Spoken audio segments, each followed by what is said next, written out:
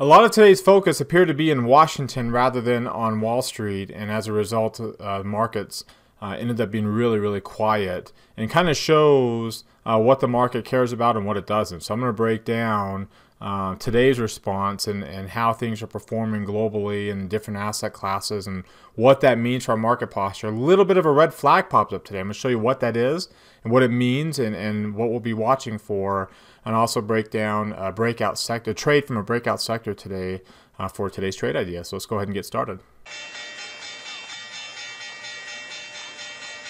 Today is Monday, July 16th. My name is David Settle. This is the Market Outlook from MarketScholars.com. Thanks for tuning in tonight. Appreciate you watching our video. Welcome to those that are watching us for the first time. Glad you found us. Keep coming back for more. Subscribe to our YouTube channel. Click the Market Scholars icon, or mouse over the Market Scholars icon in the bottom right corner of your video. Click the red subscribe button that pops out. Click the thumbs up icon down below the video. That lets me know two things: that you like the video tonight, that you want us to keep doing these videos on YouTube. Comment on anything that stands out to you from tonight's video. Join our Market Outlook daily email list. There's a link popping in the top right corner of your video. Click on that link and subscribe. Follow me on Twitter for more content like this throughout the day, and join us. Join our Market Outlook community on Facebook. All right, let's start off looking at the S&P 500 with the market forecast indicator down here. You can see the posture remains strongly bullish. We do have a little bit of a in the near term line pulled back, but it's still above 80. So short term buyers still in control. The near term line, the blue line, has been above 50 now for, let's see, 1, 2, 3, 4, 5, 6, 7, 8 days. Little bit of a bearish divergence showing up. What that means is I've got lower highs developing on the blue line. The corresponding highs on the chart are slightly higher. That would put a target for a pullback down to the low point in between the two highs. So that'd be this low point here. The corresponding low point would be up there. So we're not talking like big time bearish divergence here, not like you'd see like on a weekly chart or something like that. So keep that in mind, grain of salt there. But we are 8 days into a near-term run. They typically last 7 to 12 days. So we are probably closer to the end of the near-term rally than we are the beginning, considering the beginning of it started over here, right, this run right here. So we've had a decent run. The 3-month return for the S&P over here on the left is 4.5%. It's a pretty decent return. The long-term average is 2.2%. So we've got an above average 3-month return here for stocks. 6-month return, though, you can see we're pretty flat. Starting to eventually, we're going to work out that pullback outside of the 6 months, and that number will get bigger, barring any pullback we have on this side. But pretty decent 1-year return too. You see today's trading range, half of what the average is. So it's a summer day. It's a summer July day. I would say there was no news, but we know that there was news. Amazon Prime kicked off today with some hiccups. The Trump-Putin summit in Helsinki today obviously sparked a lot of headlines.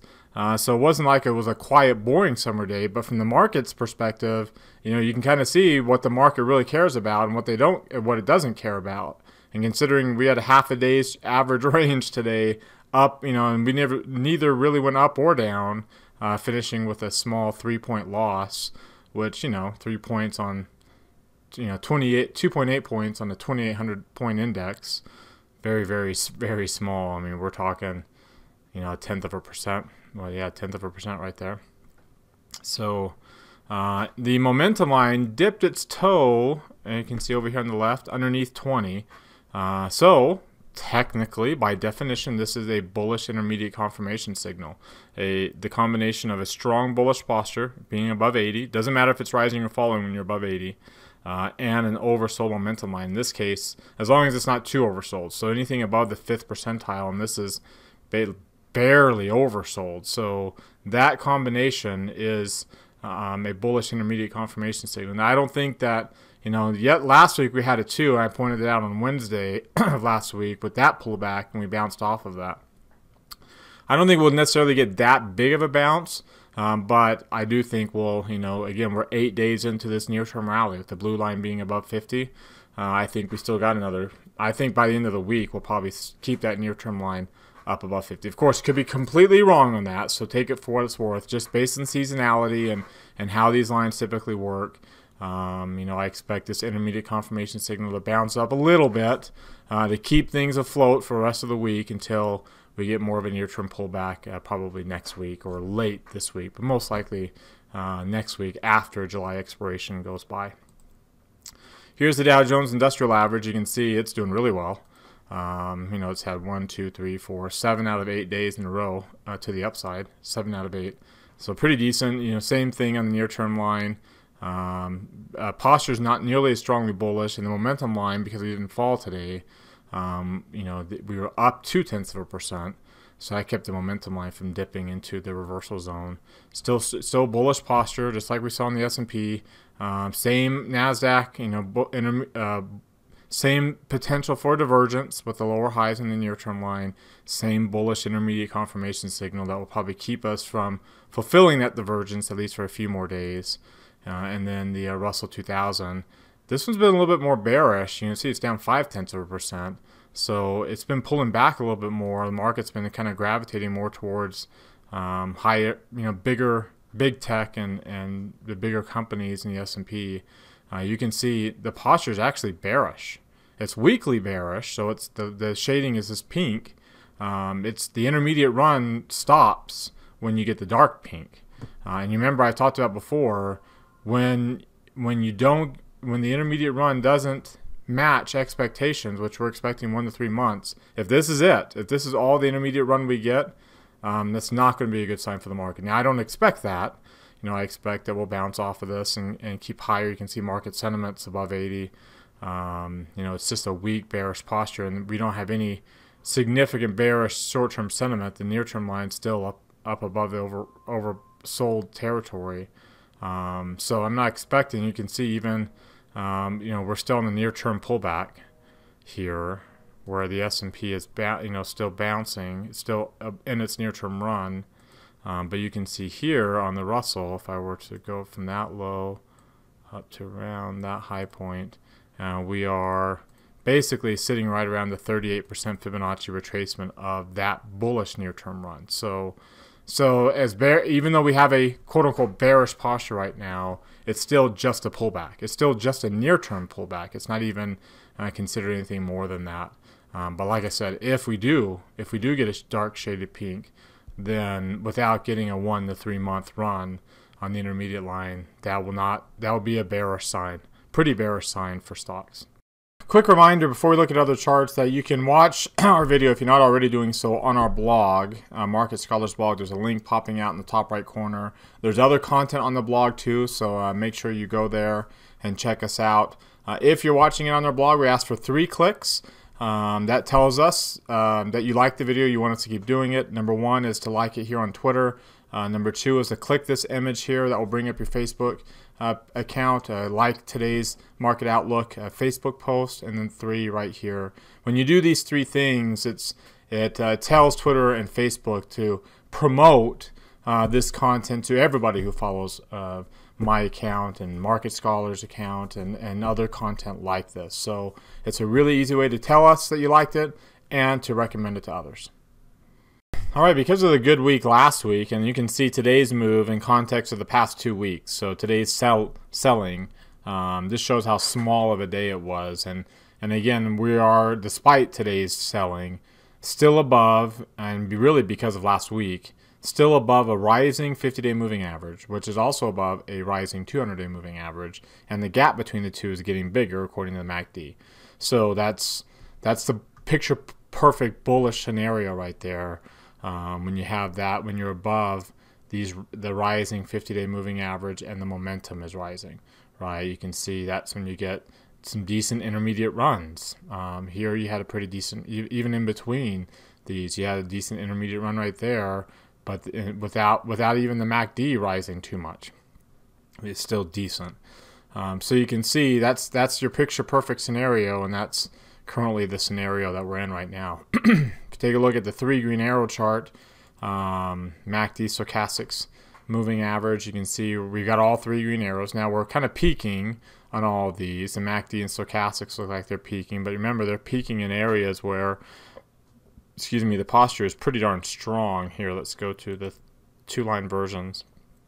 Both above the moving averages. The moving averages are getting, the MACD moving average still has some ways to go to get to higher levels and before we run out of gas. That's why I think, you know, we'll probably get some more of a rally here, slow, but a slow rally into the expiration before we test that 8-day moving average. And remember, we have to test the 17-day in red before we have to worry about the intermediate posture ending, the intermediate run ending. So now keep in mind, that's your S&P. We talked about the Russell. You can see it is pulled back to the 17-day and the 30 days. So like I said, you know, that's as of right now just a pullback, and we can bounce off of this and be just fine. But the MACD is below its moving average, stochastic's below its moving average. So little cause for concern, a little red flag to keep our eyes on that would suggest that we might not be that bullish. Not that we are that bullish anyway. But if, like I said, we don't meet the expectations that you expect out of the intermediate runs, and especially the intermediate run, then that's when you know things are more things are more bearish than what we see. And so we'll definitely keep our eye on this level on the Russell and see if we end up coming out of this into expiration if we bounce off of this, which is what you would expect, right? We'd expect to bounce off of that because the S&P did, and the Dow did, and all the other indexes did, the NASDAQ. So we'd expect that to happen.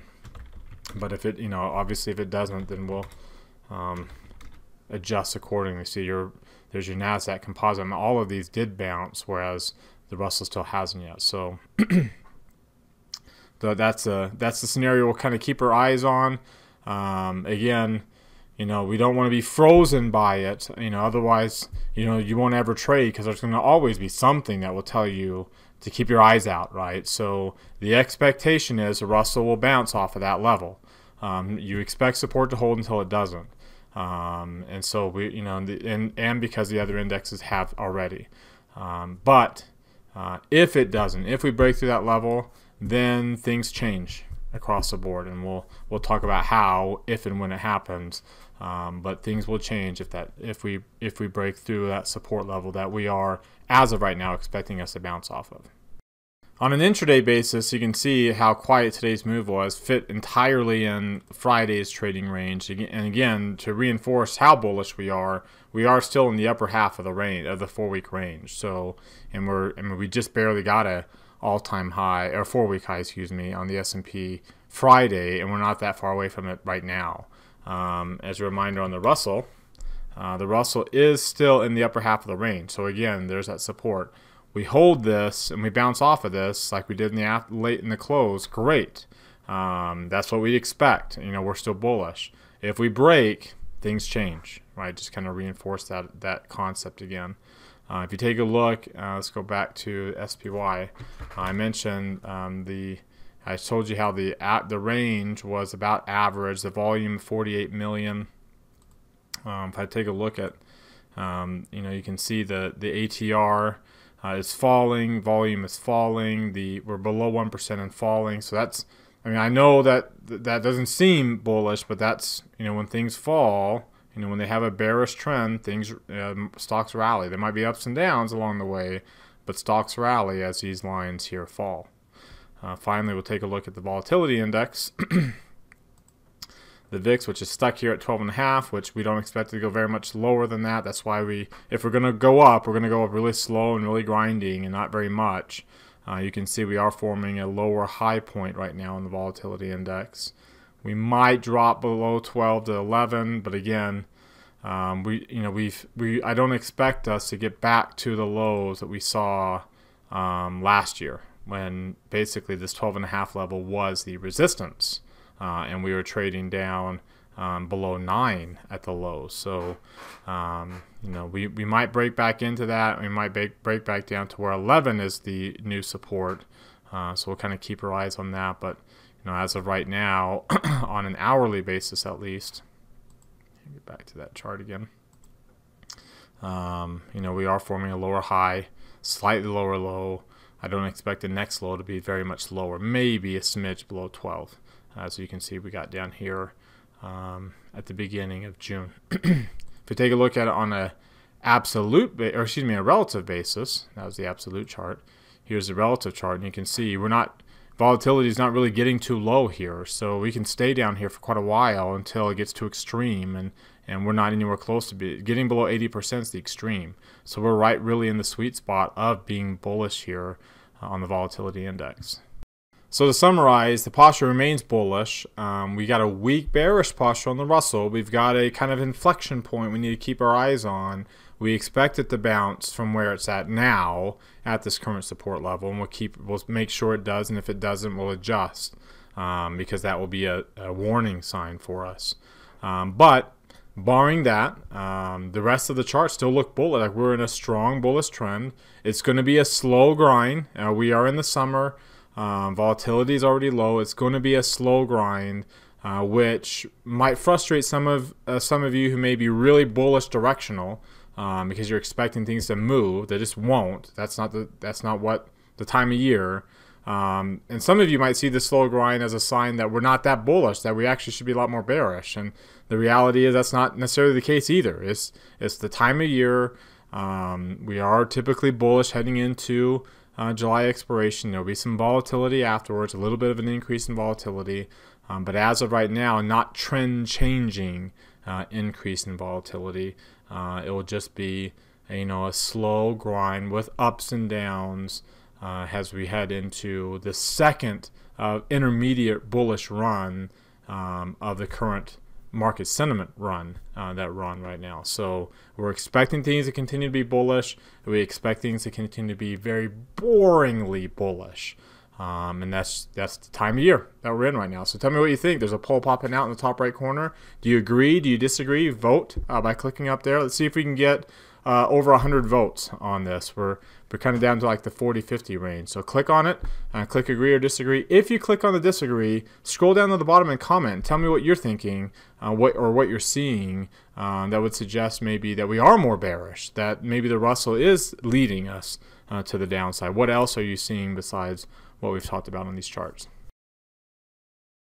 All right, now let's talk about what's driving the stock market moves today. You can see here's the broad market, S&P 500. Over there on the left, there's only one major asset class that outperformed, and that was the value component of the S&P 500. They're the only, or excuse me, not outperformed, but gained today. Everything else among these major classes all fell. In fact, a lot fell worse than the S&P 500, including small cap stocks, dividend stocks, growth stocks, preferred stocks, mid cap stocks, real estate stocks. Energy, of course, is getting hammered with crude oil down here. You can see crude oil is really coming off highs and dropping sharply, kind of reinforcing its volatility levels here. And you can see MLPs getting dragged down with it. Emerging markets also getting dragged down with them typically.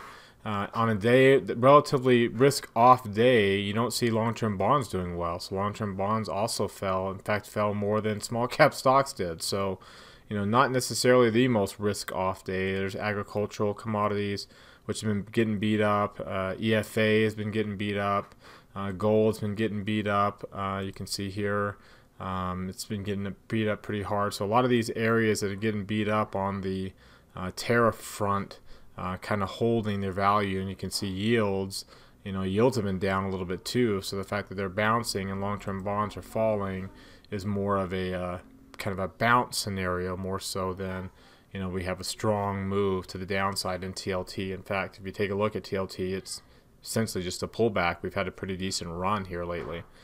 If you take a look at foreign markets, you can see, move this over here to the foreign markets. So here's the S&P 500, kind of in the middle. Germany and France outperforming today. Europe, Russia up a little bit, but I mean, look from this one down to about the S&P 500, just very minimal moves in Italy, Japan, South Korea, Russia, and France. Germany was an outlier to the upside. It's been coming off of some sharp lows, still below a falling moving average. Whereas on the downside, you can see China and India, emerging markets, still struggling. And India had been holding up, but that's a pretty decent drop. and then of course China retesting some lows with today's move to the downside. You can see also Brazil, a little bit of a pullback, so wouldn't put a whole lot into that or read a whole lot into that decline. In Canada, pulling back a little bit from what's some outperforming gains here. Still considered a strength area among the foreign markets, and of course, same thing with the U.S. stock market. As bearish as people may want to be on the U.S. stocks, it's hard to be too bearish when everything else is just that much more bearish right now. When we take a look at you take a look at the calendar, and we had retail sales that came out much stronger than expected here, and you can see, in fact, I wouldn't say much stronger, but it came in pretty darn strong, coming off of some lows, and you can see that the year-over-year figure holding up. So even though we've pulled back from last month, we're still have very strong, in fact, the strongest year-over-year growth rate in retail sales that we've had over the last so many years. So still very strong. In fact, it's kept the economic surprise index up. It's the global economic surprise index is looking very strong, but it also jumped up the GDP estimates, now up to 4.5%. So really bouncing up sharply. Renewed strength in economic expectations for the second quarter coming up. And of course, Empire State Manufacturing, a sentiment survey among manufacturers in that area, New York region, and you can see a little bit of a pullback like retail sales, but still very strong, continuing to be relatively strong, especially considering the tariff news and other things that could impact sentiment, and has not shown to impact it significantly yet. All right, now we take a look at the sector rotation and how they're performing. You can see financials really had kind of a strong move higher today, getting back up above a moving average now, finally, kind of a breakout move to help get above last week's high points. And you can see its intermediate lines rising, not crossing above 50 yet, and that's the weakest area of the bullish sectors. We have a few bearish sectors, materials and energy, industrials, which of course are bearish with the tariff news and below falling moving averages, with falling intermediate lines, and energy is starting to fall too, not surprisingly with the weakness we've had in energy. Everything else you can see all look just like the broad market, all above rising moving averages, all strong intermediate postures, all above 80. The only weak one that's kind of lagging behind a little bit here, and the fact that it dropped more is the main reason why it looks weaker, and that is technology sector. You can see it pulled back below the moving average. So you can see discretionary hit the moving average here. Some of these other areas didn't quite get to it, the moving average, telecom a little bit, but you can see in healthcare a little bit below it, but the technology fell the most below the moving average, and because of that is not as far up above it as, say, like discretionary is, or especially in sectors like healthcare or utilities that have really maintained a strong trend here. All right, one of the stocks in that financial sector that really took off today is JP Morgan. JP Morgan, of course, a strong volume coming off of earnings here on Friday, and breaking up above last week's highs, breaking up above multiple weeks' highs point, approaching that high point from mid-June. And they, like I said, strong volume there, 3 green arrows with today's move above the moving average, getting you the 3rd green arrow up there.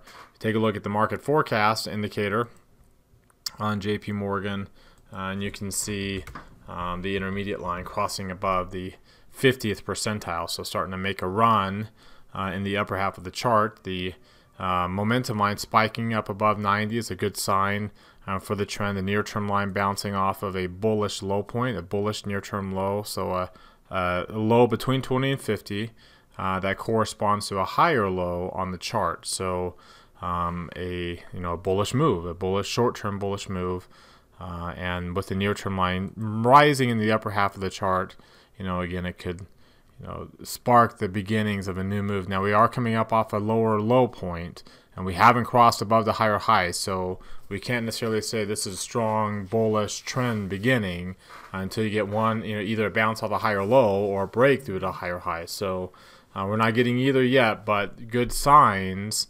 good technical signs. So we can look at saying, okay, well, what if we were to go out about 45 days here to the end of August expiration, sell that mid-30s delta, and we'll go out a few strikes to the 105. We need to get about 70 cents of credit to get a 30% return on risk with a $3 wide.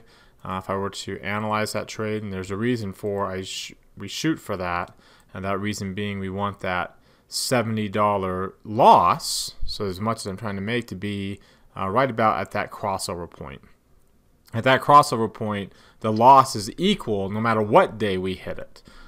See, on these others, the purple tells me my profit and loss. In this case, my loss will tell me my loss on today.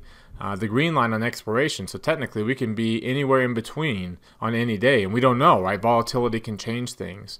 But the nice thing about that crossover point is we have a pretty good idea. We'll be down about $70, 68, $70 on any day, no matter what we hit it.